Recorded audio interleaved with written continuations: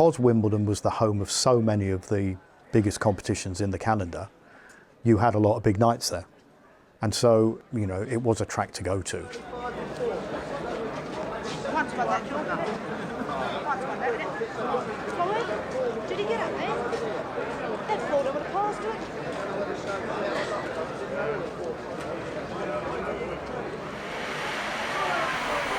And away we go for race 9. Trap 2, Colican Dream does come away A-OK.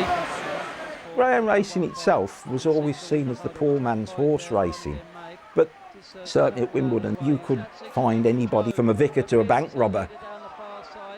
It was a cauldron of atmosphere. It was two sides, lots of people cheering on their runners, and especially when the lights were on and it was dark and you could see the lights and the colours. And for that 30 seconds, it was just phenomenal.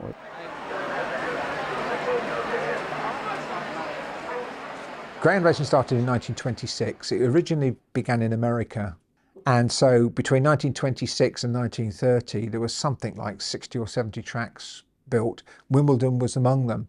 Greyhound racing very quickly became very popular, and I think businessmen realised that if they could build a greyhound track, that they would get, you know, thousands of people through the gate, and it was a viable business. And I think the proliferation of greyhound tracks in the London area would underline that. My grandfather, W.J. Kearns, Bill Kearns, owned the building company W.J. Kearns Limited, and he was commissioned to build Wimbledon Stadium, as I understand it, for some Americans, because greyhound racing had taken off in America, and I believe it got to the point where they didn't pay him.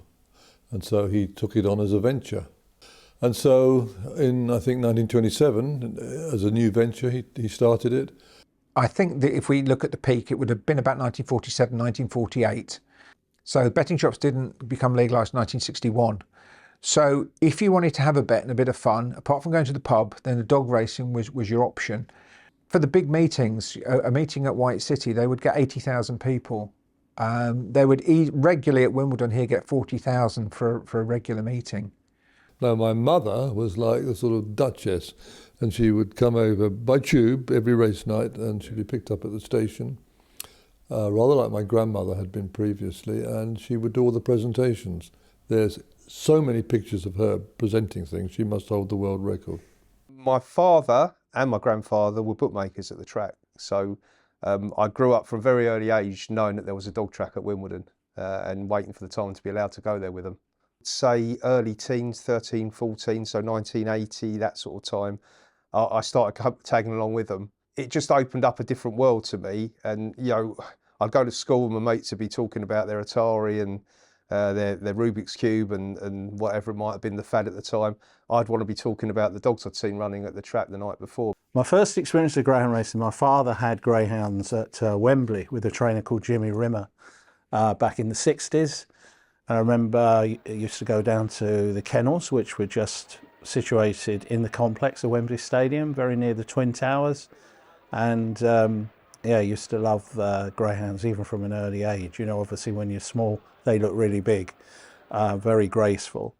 My first memory, it's quite vague because as a family we lived in Worcester Park, and our local team was AFC, or was Wimbledon FC, and we'd come to the old Plough Lane and then quite often come down to watch either the greyhounds racing in the, you know, for the evening, or the stock cars or the speedway, so whatever was on. So probably up until, I can memories from about 7 or 8 up to probably 13, 14.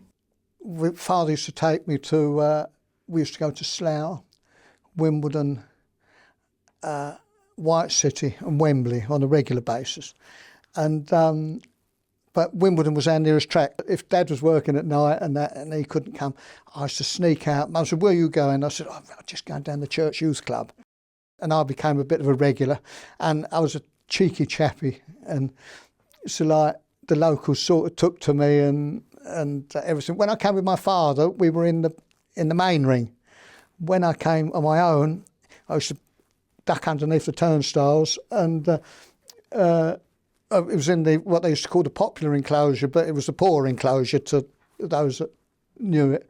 My first experience of greyhound racing was probably with my father and my uncles. It was kind of a family tradition that on Boxing Day we'd go around to my grand's, we'd all have breakfast and then we'd go racing. There was a lot of betting and such like in the family, yeah. So hence we used to come to the dog track quite a lot. And even as a little lad I would bet, even though I don't think I was allowed to at the time, but I was given money. I was actually quite good at it as well, which was I discovered hence a long lifetime of going to the dogs. My friend and I used to go down there before when we were, you know, quite young. And we used to go down there before we used to go to clubbing or down to Tiffany's at Wimbledon or the Palais at Wimbledon. And we went down there once and we had a win. I can remember it was 5 and 2 reverse forecast. I think it was about £14, which was a lot of money then. And that paid for our evening. And we were hooked. And so we used to go down there most Fridays with my friend and I, girlfriend and I. And then they were advertising for jobs down there for tote operators. So I applied and got the job, and the rest is history, really. So I actually worked down there for 51 years in all. But I remember those early years, and especially where Plough Lane was concerned, sitting in the terrace seating on a popular side and watching the dogs, and you know, generally at the night time with the magic of the sounds and the colour of the tote board and what have you. So I thought the rabbit was real, or the hare was real. I remember before the start of a race, you could hear that sound when it was coming round the track. And it was a real, oh my God, it's going to happen, it's going to happen. The dogs are going to go out the traps. Oh my God, what happens if the dog goes and eats the rabbit? And then at the end of the race, obviously, the steward's over there covering the rabbit because the dogs run to the rabbit. And I was like, thank God they haven't eaten it until the next time. But, you know, no one told me. My dad and my brother used to wind me up saying, yeah, it was real. They've strapped the rabbit in. That noise, the rabbit doesn't really like it, but he'll be all right, he'll get carrots after. Monday night I went to Ramsgate, Tuesday night Wimbledon, Wednesday night Catford, Thursday night Wimbledon, Friday night Wimbledon, Saturday night Wimbledon, Sunday Sittingbourne. Every single day I went greyhound racing.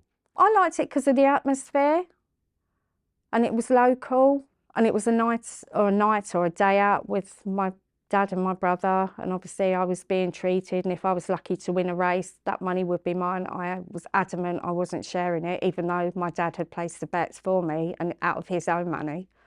On a Friday and Saturday, particularly say on the end of the month, the crowds were large, and Saturday nights it was always people were getting in early, going to the local pubs, and they would drift away towards the end of, because you're South London and you're easily accessible to the bright lights of London, and people would use it starting the pub, night at the dogs, then the public transport into London, clubbing, restaurants and all that. After racing, all people used to meet in their selected local there, and they would discuss the meetings. They'd have the cards written out, and they would be jotting it down what the move was going to be for the next plot. The roar goes up. It's deafening on the terraces. 5, 4, 3, 2, 1. We're off and racing up towards the first bend. Blonde Mac breaks well. Nimbo Jack rushes up. So does Six Scale Drop Starch around the turn. Blonde Mac hits the front. Because Wimbledon was the home of so many of the biggest competitions in the calendar, you had a lot of big nights there. Obviously from 1985, the Greyhound Derby moved to Wimbledon when they closed White City. And so it became it was a track to go to. When a favourite led off the last bend, everyone was aye, shouting, screaming, everyone was excited. It was very atmospheric, it was great. It was a one-off. It was a cauldron of atmosphere. It was two sides, lots of people cheering on their runners, and especially when the lights were on and it was dark and you could see the lights and the colours, and for that 30 seconds it was just phenomenal. It was just the roar and the delight of the punters cheering on their runners, and then we do it all again 15 minutes later. It had lots of lights. I mean, lots and lots of lights all the way around the stand. And the lights would dim, and then the track lights would come on as the race starts. and the hare starts behind the dogs and then passes the traps as the traps open, and the dogs run off. So you get that air of anticipation as the lights went down. If you were there on a big night and there were 3,000 or 4,000 people there, it was a real buzz. But of course, if you went on an afternoon for an afternoon meeting when there might only been about 50 people there, it wasn't quite so good. I can remember them racing Afghans around the track once instead of greyhounds. It's quite funny watching them doing the hurdles, but it was like, I don't know, like a Harmony hair advert as the dogs taking off, because Afghans have loads of hair, greyhounds have nothing. So it was a different sort of race. Greyhound racing itself was always seen as the poor man's horse racing, but certainly at Wimbledon in my period, you could find anybody from a vicar to a bank robber would be attending it, and you had all sorts of people, MPs, and it incorporated everybody in. It was very accessible to all types of people. Both sides in the 70s were chock-a-block. Both sides, not just one side, both sides. We had the posh side and the cheap side. The cheap side was good, but over the cheap side you got your dog men. It was a big mixture from really, really rich to, ordinary people like me and all that. But and they all seemed to get on. Mostly the rich seemed to keep to the left-hand side near the restaurant, but they had several bars, really, really nice bars. And then as you got farther to the right, you had sandwich bar and stuff like that. Some came occasionally, some came regularly. A lot of the regulars treated it like a second home. They had people would have the same chair in the same table in the same part of the stadium, and it was very much a home from home for a lot of people. Vast majority of the public came to watch the dogs and gamble. I mean, Friday nights, I've seen them opening their waste packet, to have a bet with, sort of thing. So, I mean, it wasn't the best of ideas. I've known people, obviously, they come down here, and unfortunately, if they've got cash, they might lose the lot, sort of thing. And obviously, with the Greyhound Derby, you had high-profile owners. So you would have, people from the acting world, the sporting world, big-time owners that would come down and be spotted in the crowd at Wimbledon cheering their runner on, or in the restaurant or whatever. So again, there was that wonderful mix of people from working men and women to film stars and bankers and gangsters, and hey. One night we had Vinnie Jones had a dog in the Derby called Smoking Bullet, and he brought his mates along, and so we had Keith Richards and Ronnie Wood from the Rolling Stones turned up, and they were at Wimbledon, and we used to have people like Jimmy White and Ronnie O'Sullivan, the snooker players, used to come regularly. He kissed my hand. It was stupid because I said to the waitress, I recognise that man over there. So she said, what do you mean? I said, he's been down here before, hasn't he? She said, you idiot, it's Omar Sharif. I went, oh yeah, God. And then he sat down with us, so we were just talking. And he just said, give me your hand. Oh, he was lovely. So nice. He really was. It just used to fascinate me as a kid, all these characters, all these different people, the clothes they would wear, very outlandish at times, very hot, outspoken people. And it was always the war between the punter and the bookie. It was like the bookies were the enemies. They're not really, they're just trying to make a living themselves. But there was always this glamour that, the people who had a little bit of knowledge that was superior to the bookmakers could walk away with a wad of cash. There was massive respect for them. And as a kid, I just used to love it. There was a guy called the Postman, because he used to be an absolutely brilliant tipster, and he took the bookmakers to the cleaners on more than one occasion. And he used to say, I am the postman because I always deliver. That was his line. Very corny, but that was his line. And you'd always watch him when you were out in the ring. You'd see where he was going and what dogs he was betting, because if he was betting a dog you weren't, you might change your mind and go with his selection. And everyone seemed to have a name as well. And like there was a guy called Bobby the Bag, who was a professional shoplifter, and he used to turn up at the dogs, and people would order stuff, and he'd come back the next meeting with it. I mean, I'm not condoning it, but it happened. So there was a guy called Jimmy the Whig, and he associated with a guy called the Major. About that time is when all the Arabs started to come over and started gambling in London and gambling in England. So they would connect themselves to them and tell them what to bet on and ingratiate themselves. And then they would say, come over to Wimbledon Stadium for dog racing in the evening. So I would regularly get calls from Jimmy the Whig saying, I'm bringing over Sultan bin whatever. There was a guy there called Stanley Porter. I don't think he's around anymore. He was what would be known as a tick-up man. So what he would do, he would come to the track. I mean, he was generally inebriated anyway, but he would look for somebody who'd probably never been before. He'd follow them around for a bit, start talking to them and say, I've had a tip here, trap 4 on this race. And he'd follow them in while they had their bet. Then he'd find someone else and give them a tip for a different dog in the same race. He'd try and get 2 or 3 punters for each race. And then whoever won, he'd go and follow them in and then put his hand out like that and make his... And he got away with it for years. Yeah, he made a few quid. If you were up in the restaurant, you were very well looked after, silver service, bets taken at your table. That was a new thing for me when my first experience of sitting in the restaurant. I couldn't believe it.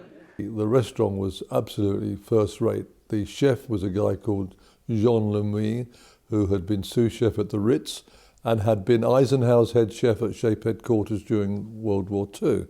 So he was terribly skilled and terribly clever and produced wonderful food. So the restaurant was packed, the outsides were packed, and you had 3 sides. You had bookmakers on 3 sides of the stadium. And from memory, there was something like 27 bookmakers standing around the stadium. The Mick the Miller mosaic, that used to be set in the floor, and it was just on the way into the gents' toilets downstairs. So every time you needed to pop in there for a moment, you used to walk across Mick the Miller, which that used to tickle me. I used to like that. Mick the Miller was the absolute ultimate superstar that's never really been surpassed, because greyhound racing when Mick the Miller was born was only a few weeks old, literally. He went on to win 2 greyhound derbies and contested 3. But he would have been known in every household across the country.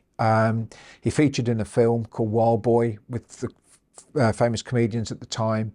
So he was very famous indeed, and he resides now in the Natural History Museum archives, I believe, stuffed. Wimbledon was my favourite because it looked like a stadium. You know, it felt like a stadium. It had a good vibe to it. It was an impressive building.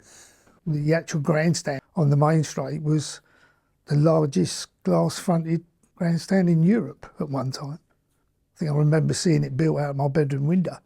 There was lots of old parts of the stadium that me and my brothers knew about that you could nip through that you weren't supposed to, where you'd see old bars and old restaurants or old tote booths that were no longer used. The stadium itself, it was always rather disappointing because as you came down to it from the sort of main routes from Wimbledon itself and from sort of Tooting and Wandsworth, it was rather disappointing. The outside was rather grim. Most greyhound stadiums were multi-purpose. Nearly every greyhound stadium after the war had a speedway track as well. Wimbledon, White City, Haringey, New Cross, they were all greyhound stadiums, plus they had speedway. We set up a squash club. So in 1972, I built and opened a 6-court squash club. I mean, it was a busy, busy place. We were up to 3 greyhound meetings a week. Stock car and speedway, it's 5 meetings a week. And the other days there was something going on, either be boot fairs or markets. I was more involved when I come here to do a plumbing job. As I say, within a week, the old groundsman who used to do the speedway track was going to retire, and I more or less shifted over to that side and was really involved in the speedway and the stock cars quite a lot. But then gradually got more and more involved with the greyhound racing and looking after the greyhound track as well. In the early days, it was turf, and to replace the turf, it would be not turf that you unroll, it was 18 inches by a foot wide and it was 3 inches thick. But if you got really bad weather, you could be turfing it on the Monday morning, and after the meeting Monday night, if it rained all day, you quite possibly could be digging it out and throwing it away. Of course, in the winter months, if the track froze, you would have to put 3 inches of peat all the way round by hand and then take it up the following day. But as we increased the meetings and the wear and everything else, we changed to sand, which made it a lot easier to maintain. White City, which is the other side of London, had the initial main events, the Derby, and Wembley had the St Ledger. Well, unfortunately, with the closure of those tracks, it meant that those main races they filtered down to Wimbledon. So in the end, probably once a month, you'd have a major competition taking place, which the Derby was the main one. And the Derby went on for well over a month and brought all the good dogs from all over the country and Ireland, and the prize money was huge, the crowds were huge, and it just went on for a month, and it built up and up and up till you ended up with the 6 best dogs in the competition racing on one final night, and the final night was absolutely superb. When I used to come here for Greyhound Derby final night, I used to park the car sort of up near Wimbledon station, because you couldn't get anywhere around here unless you had a car park pass, and you'd walk down the streets, and it was very reminiscent of Wembley before an England game. You know, there were people, there were, you know, hot dog sellers, burger sellers, rosette sellers, all lining all the streets from, you know, where the old original Plough Lane football ground was, all the way down to here. To try to win the Derby was everybody's dream. So whether you'd be an owner or a trainer or even a punter, to work out which greyhound out of the 200 odd that would start out on the road to Derby glory, which one would win. So there was always a battle going on. So that was, they were the best nights. The atmosphere, the crowd just pushing all around you. It was literally you did feel like you were at a football match almost. It was that sort of atmosphere, and they put extra bookmakers on the first bend as well as in the main stand area. There'd be a few seconds then where the starter comes around in front of the traps and he waves his flag, and then the roar would start. And if you have any footage of any Derby, no matter what track, it's always the same, and he gets louder and louder and louder as the hair starts to move, and as it goes past the traps, it bang! The huge roar as everything happens.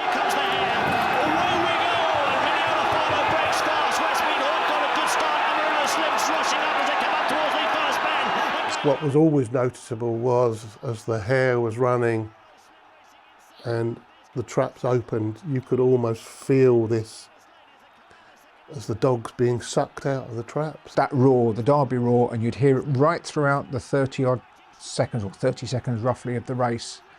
And then there'd be cheering and whatever at the end. A lot of people ask, you know, what's your kind of favourite moment with greyhound racing here at Wimbledon? And I would say, racing-wise, there would be the performances of dogs like Westmead Hawk and Moral Standards, they were the people's champion because they were eye-catching, they were swashbuckling, they were just last to first finishers who most people thought they could never win a greyhound derby, and both of them did. They weaved their way through, and to the roar of the crowd, they hit the front off the, you know, as the line approached, and that those nights, that the roar as they crossed the line will live with me forever.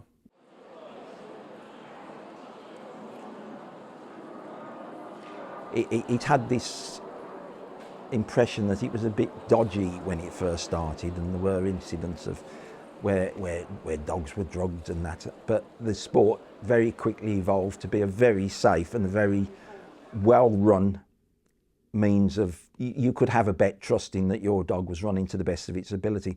So a racing manager with his team of stewards would have to officiate the race meeting to declare the result, to make sure everything was run accordingly to the rules of racing. So there was a big responsibility because there was a lot of money at stake, and you have to have a system where dogs are treated on ability, and then if a dog wins a race in a certain what's known as grade, it would go up in grade. Dogs then that lost 4 or 5 races would come down in grade.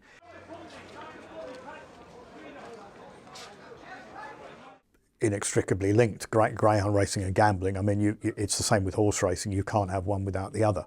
People think that it's very easy being a bookie. It's not, because you walk through the door and the object of your attendance here is to come back with more than you started with. But everybody else that walks through the door, their objective is to win your money. There were bookmakers in 1, 2, 3, 4. There were 6 different, what they call rings, where they had bookmakers in. There were probably somewhere around 40 plus bookmakers in the stadium. And when it was Derby final night, we might be taking £4,000 or £5,000 in what, 6-7 minutes. It's hard to describe how frantic the betting was. You'd have 15 minutes between races, but nearly all the action would be done in the last 90 seconds. Although ultimately money determines the odds, so something might start at 5 to 1. If there's a lot of money for it, it's going to become 6 to 4, and if there's no money for it, it's going to become 14 to 1. You'd have a lot of jostling around the different bookmakers, and you'd be trying to look at the bookmakers to see if anyone's got longer odds than the other one. And of course they'd change it instantly. They're constantly changing the odds. And by the time you got to speak to him, he's changed it and he's shortened the odds, and your bet's pointless now. It's you know, they're not going to throw money away if they can help it. And at the time, you could bet on the photo finish because it was a lot slower. They had to take the picture, develop it, then show it to the steward, who would then give the result. And if you was quick enough and you fancied that your dog won, you would go and have a bet with the bookmakers.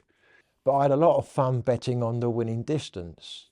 The board read short head, neck, half, 3/4, length. That was what was on the board. It was the last race of the night one night. The dogs flashed over the line. I start laying short head, neck, half a length, 3/4. I'm laying everything. This photo went on and on and on. And all the money's in the hod. And all of a sudden they announce a distance. 1.25. It's not on the board.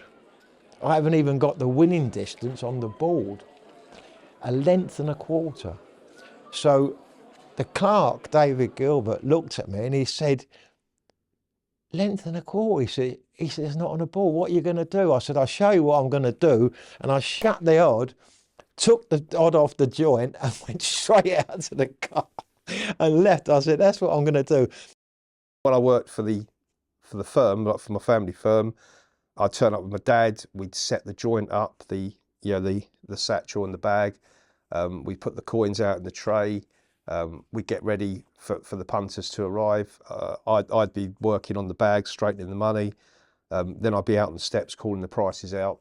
My dad would be the clerk. My granddad was the bookie, and then later my dad became the bookie. My brother became the clerk. Every bookmaker had a different character about them. I mean, some were cautious, some were reckless, some would take the big bets, some would just try and make a small profit.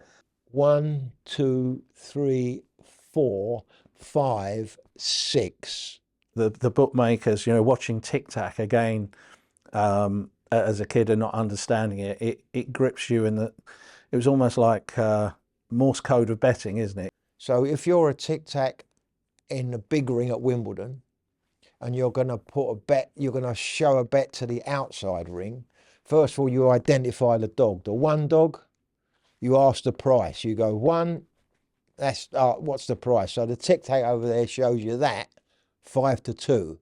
So now he's told you the price, sending you, but you remember you're looking across the length of the width of the track. So then you would show 1, 5 to 2, 1, 2. So you want 200 quid on at 5 to 2, and he puts the bet on in the outside ring.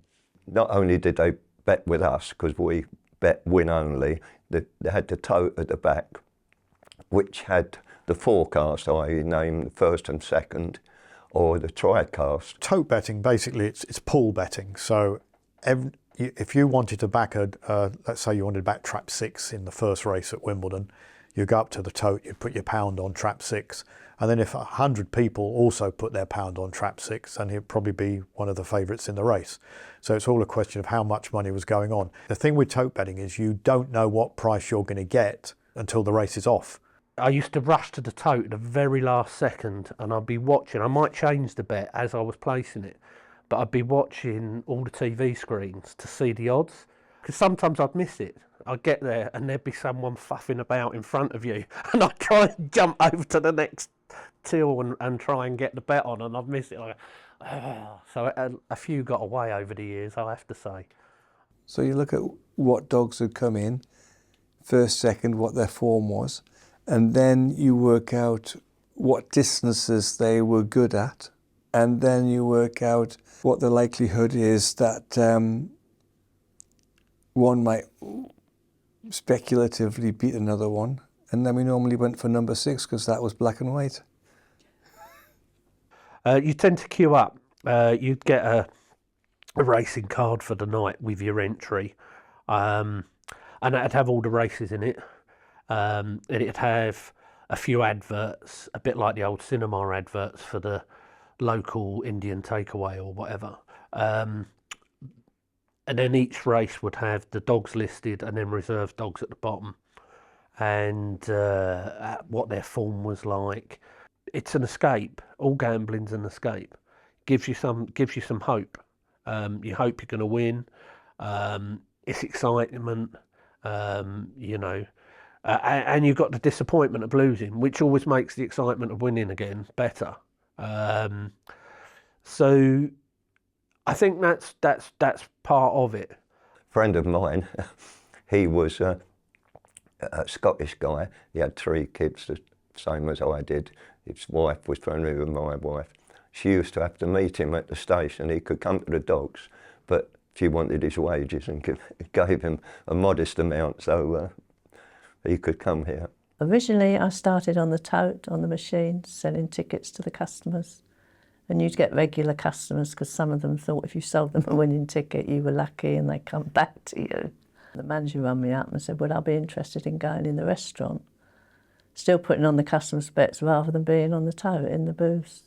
And so, yeah, and I went up there and loved it. Much more sociable because you're moving about, you're seeing different people, meeting different people. It's all cash those times, no credit cards, nothing like that, so, or cheques. Everything is cash. And just this huge function room that we went into, and just tables all pushed together and just mountains of money all over it. Just as you looked in, you thought, oh my God.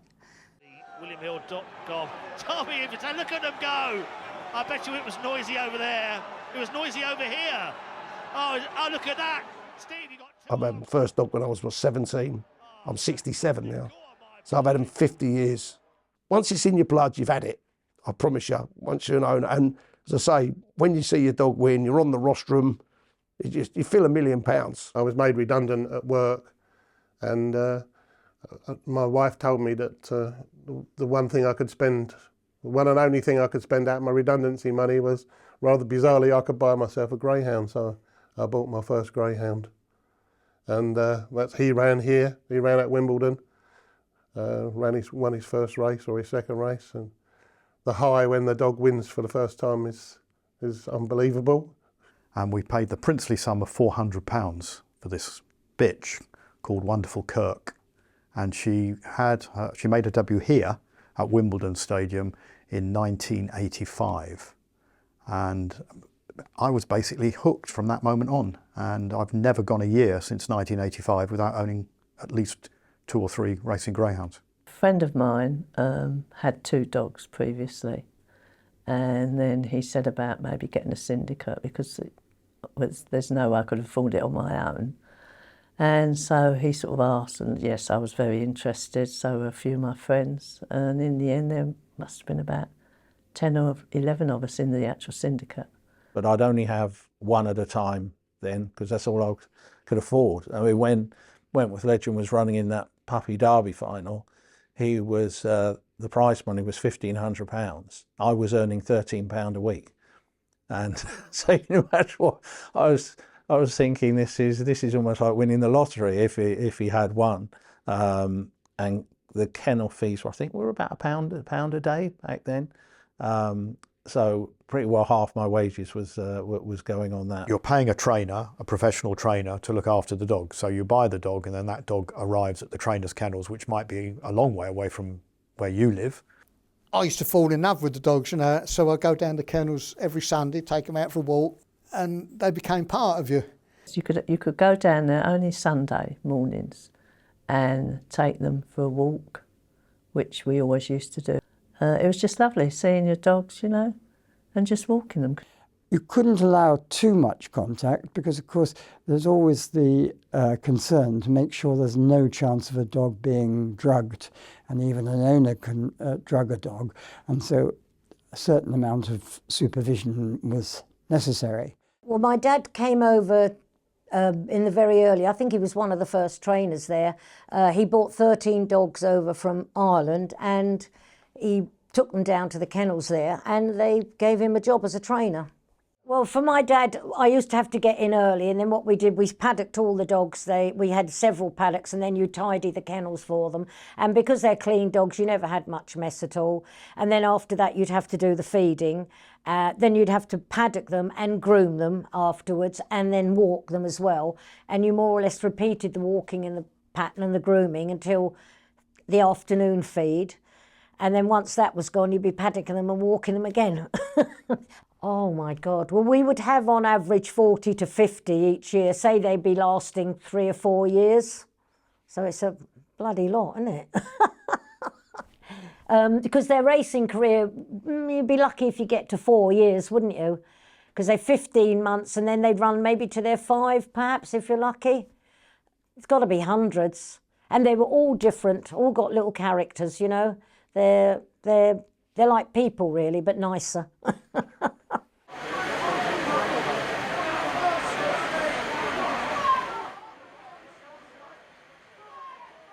If you're going right back, then I'm not sure there was an awful lot of greyhound welfare. In, you know, the dogs would run and they'd be careful when they were running, but there really wasn't, they weren't looked upon as a pet dog.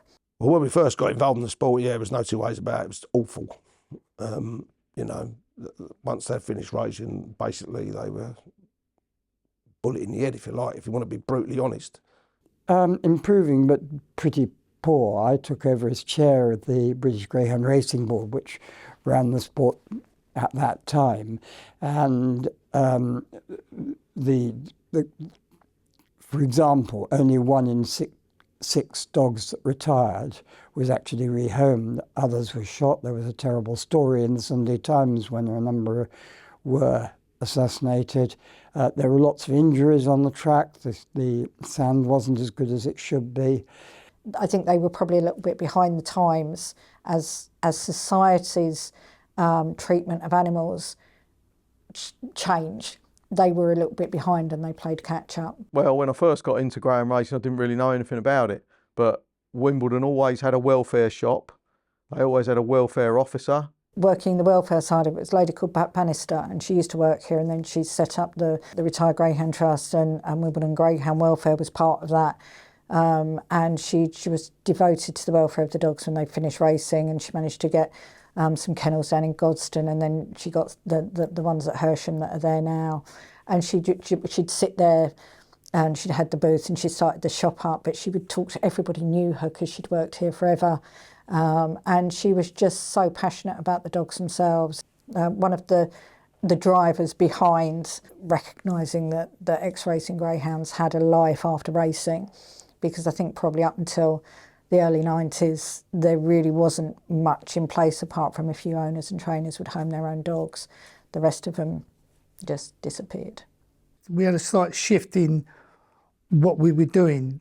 We were trying to do more with the safety aspect of greyhound racing. And I was determined to change the way, you know, people try to get track records and all this, and I'm saying, no, that's not what we want to do, because you just preparing the track to get faster and faster and you get injuries, and that's not what we want. Well, the most memorable night, unfortunately, is a really sad memory. I bought a greyhound called Bun Mahone Mac, because we all genuinely thought he was going to break the track record and be favourite for the Derby. Anyway, you just can't envisage it. We're all sitting at the table. The dogs come out the boxes. We've all had considerable bets on him. He's gone 5 lengths clear, going up out of the second bend. He's gone further clear down the back straight. He's gone 8 lengths clear. He was going to win by 15 lengths and break the track record. And suddenly he disappeared. He broke his front leg and he had to be destroyed. But welfare now is so important because there are so many people out there looking to have the greyhound racing banned. I don't think it should be banned, but I think it's very important that everything is done for the care of the greyhounds at all times. But unfortunately, I can't sit here and pretend dogs don't die. They do, but thankfully, not that many. Not that many. 6-1-5. Order finish is final. On what you call the hardcore nights, when it was just ordinary, what we referred to as graded racing, let's say on a Tuesday night, and they would be a hardcore, they would be mainly white, they would be mainly male, and they would probably be all over 50. The aim was, when I was here, was to encourage a younger group in, and various promotions and incentives and packages were developed to bring people in. Where greyhound has changed, you've got a lot of the, they were called the six-packers, which were the sort of the stag and hen nights, which could be quite quite boisterous and alcohol-fueled evenings, which didn't always please the rest of the racegoers who were there just to concentrate on their greyhound racing. 2 arms up. Oh, fantastic. Go on, my boy. I think betting shops, the introduction of betting shops would probably have been the biggest catalyst for any sort of change, because overnight, when betting shops were introduced on the street in 1961, those people that could only place a bet at the tracks could now place the bet in their local betting shop. So they overnight became hugely popular, and that would have had a massive effect on crowd figures.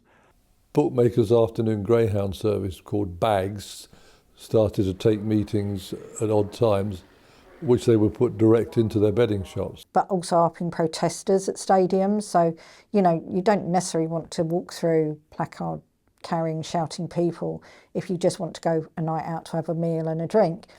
And so you'd probably go to a restaurant rather than coming in to the stadium. So it would only be people that were die-hard greyhound fans that would necessarily come in. So I think it's had a massive impact. People demonstrating at the gates most night, because they were there a lot, giving you leaflets, then coming into the car park giving you leaflets.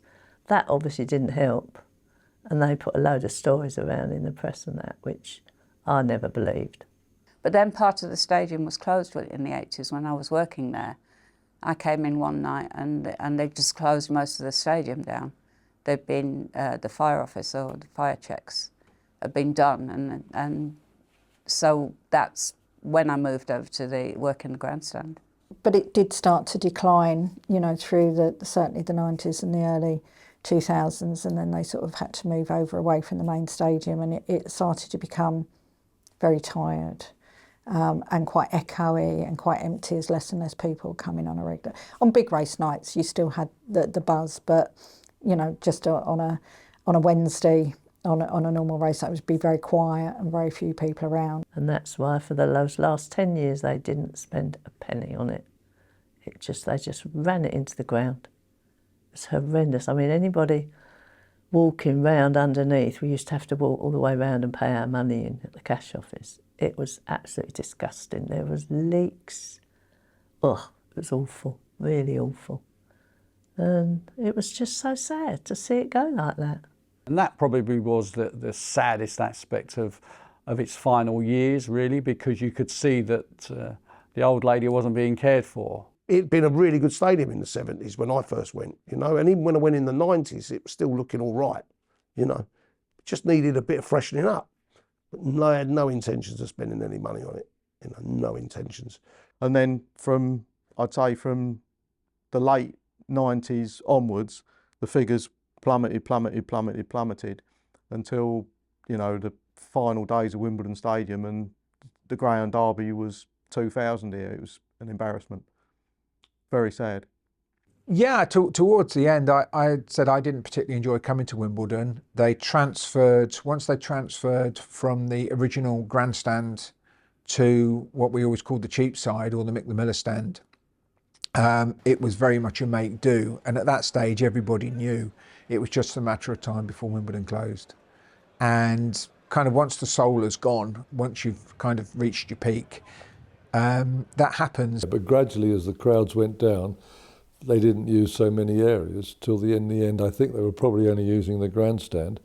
The company that owned Wimbledon changed on various occasions. It was originally owned by the Kearns family. They sold to this company, GRA, who were then bought out by Wembley, who owned the old Twin Towers at Wembley, and they were bought out by Galliard Homes. What you have to remember is that the average greyhound stadium is probably between 8 and 12 acres. So when many of the stadia were first built, they were built on the edge of the town. And in the following sort of 80, 90 years, the town has kind of tended up to grow around them. So when your crowds are declining, when the taxation is as it is, when the profits aren't as great, and you're sitting on a site of probably 10 acres that might be worth £1.5 million an acre, you can't then compete with the property developers. Boris Johnson was Mayor of London. We went up and demonstrated outside, and people bought their greyhounds. There were a lot of retired greyhounds there, and we must have had a few hundred people there, and everybody was very positive and thought, well, it's all right, we'll be okay, we'll save it. But then I don't know, it's just there was no political will to save it, and unfortunately at the time the GRA who owned the stadium had already given Galliard Homes, they'd already given them the go-ahead to sort of like start redeveloping it for property.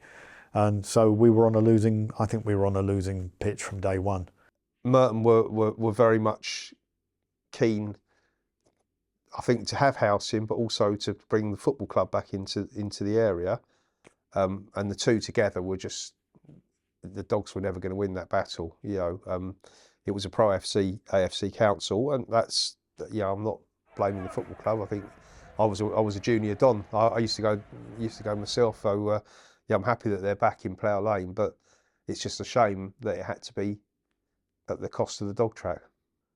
People who love greyhound racing, the people who love Wimbledon, the people who loved it as a community place, they didn't come anymore.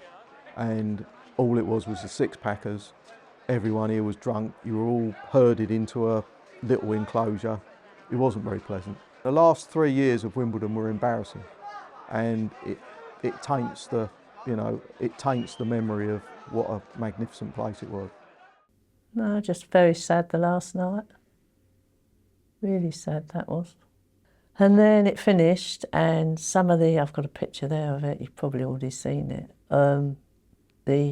We think it was the kennel people, put a big bunch of flowers just past the starting line, and they put, "Rest in peace, Wimbledon, shame on you, GRA." At one point you had, was it 14 or 17 greyhound stadiums in London? I could name them. There's none now, not in London per se. In the afternoon greyhound racing, which they have for the bookmakers, there's no one there. From my house to Hove, it's an hour and 20 minutes to see 28 seconds of racing. I don't need to go now, because I just get my iPad out and go, da-da-da-da, there it is, going in the traps. Oh, it's got to be, oh well, never mind. Any chance of a cup of tea, Julie? Yep, lovely, sorted. I don't need to go. You know, the nights here were brilliant. It's like everything in life, isn't it? You know, you never think some things are going to not be there, particularly when I was younger. And just a lot of memories I probably took for granted. But when they're not there anymore, you do treasure those, and they do become a little bit deeper. It's very sad that Wimbledon went. It was an institution, it seriously was. It was more than greyhound racing. It was very much a family place. I don't just mean my family, I mean it was a family of people. Just given me an interest, I suppose, really, especially with having the dogs, then going to walk them, owning them, were just a big interest, big part of my life. I met a lot of nice people. It's a lot of memories of my family, a lot of fun, a lot of excitement. It's stuff that I miss. Yeah, I have, since Wimbledon's been gone, I've hardly been to the Dogs at all. yeah, I felt a little bit lost really, because I just thought all those years that I've spent just wandering around that stadium in various guises, from a young lad to a bookie, to an owner, to somebody on a night out, to somebody working for the media, working for the newspaper. All those memories, I knew that come the end of that meeting, that's all I was going to have left, because it will never come back. That was one of my proudest moments. I actually called the last race, the last ever race at the track in 2017. Well, here we go, everybody. The runners in the boxes. There's Darren with a flag, about to wave it for the last, the very last. The hare's running. Here we go, stand by then for race 12. We're off and racing, and Fogg gets a good start in the middle. Bam Bam's Moochie 2, they're rushing up the inside with 1. To get to the turn, Red Jackie trying to get through. 3's looking for her own as well. It'll all get scrappy, and 6 round the outside. Glitzy King hits the front, 6 with the lead, but only by about a head from 1 and 2. 3 just in behind with 5 and 4. More trouble there, and 6 Glitzy King for Brian Nichols. Kicks on and goes for home, about 2 clear. 1 Sylvia up the inside, trying to come back for more. They're spread apart on the track, but it's a Stripes who has it. Glitzy King reigns supreme in our final race. Well done to trainer Brian Nichols, owns his greyhound as well. Glitzy King takes the last, the Reed's Last Stand Stakes here at Wimbledon Stadium.